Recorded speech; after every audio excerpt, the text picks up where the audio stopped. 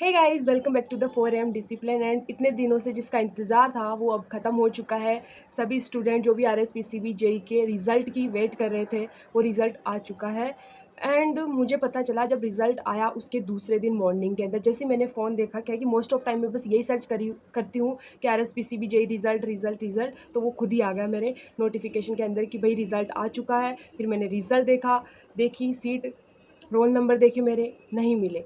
मैंने फिर देखा भाई ये तो JSO की सीट थी, जेई की नहीं थी। फिर जेई की देखी, जेई में भी नहीं मिला।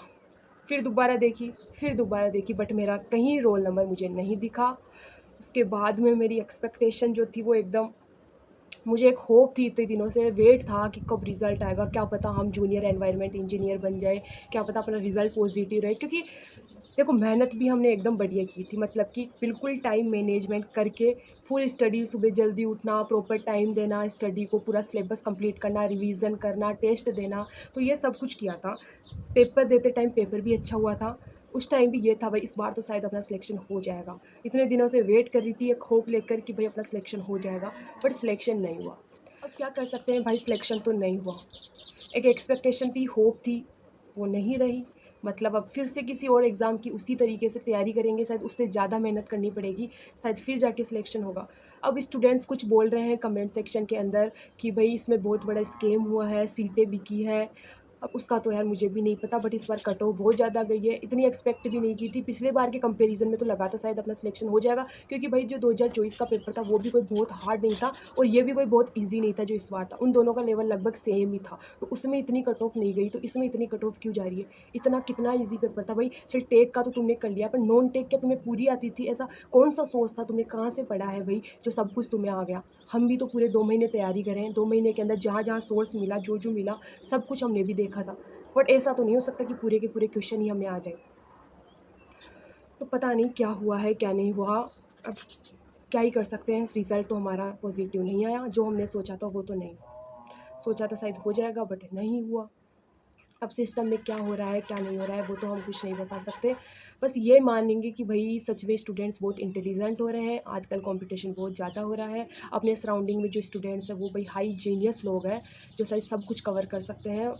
तो यही मानकर चलेंगे अगले जो जेई एग्ज़ाम की तैयारी कर रहे हैं, हमारा RSMSB जेई की, शायद उसके अंदर भी ऐसे ही जीनियस लोग आएंगे। तो हम थोड़ा अपने टाइम मैनेजमेंट को और सुधारने की कोशिश करेंगे, और ज़्यादा टाइम देंगे स्टडी को। यही हो सकता है, और तो क्या हो सकता है, और तो हम कुछ कर भी नहीं सकते। बस जिनको होना था 73 पोस्ट थी इसके अंदर, वो सब स्टूडेंट 73 सेलेक्ट हो गए, बाकी जो हज़ारों में बच्चे थे वो रह गए। सबको तैयारी करनी है, अब जो कुछ हुआ है वो हो गया।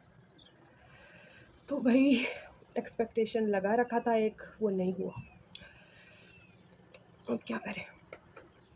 सो गाइज़, आपका रिज़ल्ट कैसा रहा मुझे कमेंट सेक्शन में ज़रूर बताना है कि पॉजिटिव आया है, जो आपने एक्सपेक्टेशन लगा रखी थी, आपने जो मेहनत की थी उस हिसाब से आपका रिज़ल्ट आया है या नहीं आया।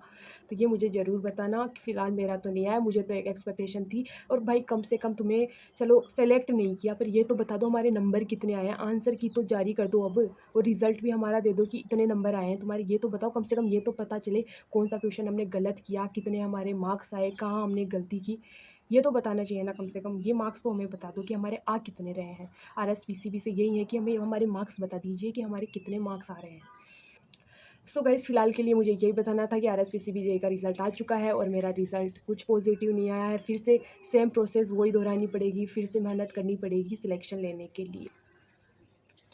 सो गाइस, कमेंट सेक्शन में ज़रूर बताना कि आपका रिज़ल्ट क्या रहा। सो फ़िलहाल के लिए बाय बाय।